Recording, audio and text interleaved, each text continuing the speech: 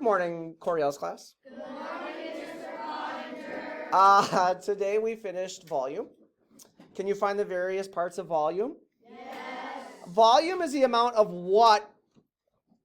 Space-time. A 3D shape, right? Yes. What is the label for volume? Units to the power of 3. Units to the power of 3. Okay, so a unit cube is also the same. So when we're talking about unit cube, we're literally talking about units to the power of 3. Quick. How do you find perimeter? How do you find the area of a square, rectangle, and a parallelogram?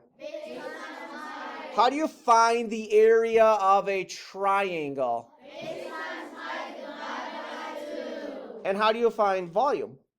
Base times height times width. Sweet. Okay. We said base times height times width, right? Yeah. Could you also say length times width times height? Yes. All that works, right? Yes. In some situations, could some people think that this is the width? Yes. Could some people think this is the length? Yes. Probably most of us think that's the height though, right? Yes. Okay, y'all with me still? Yes. Lizzie, you here? Eyes up on the screen? All right, so they can be interchanged, yes? Okay. So to find the volume, if you're given a shape like this, I mean, we could literally count the number of cubes, right? Yes. Or we could, as Mason and a couple of others of you did for me, we found the length, we found the height, we found the width, and we just multiplied them together, yes? Yes. So really volume is just multiplying your 3 dimensions together, yes? Yes. Length times width times height. Yes. Allie, right? Eyes up here. Length times width times height.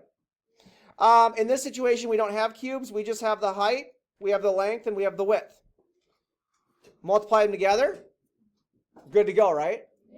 But what happens if if you have a missing dimension? What's a great strategy to use if you have a missing dimension? Yes, and check. Now, of course, they have to give you the volume, right, in order to do this? Yes. So you plug in 12, you plug in 6, and then you just guess at a number, right? Yes. And eventually, are you going to find the right answer? Yes. And I think a couple of you found it right away using 8. How are we doing? You think volume is a pretty simple skill? Yes. As long as you know the formula, right? Yes.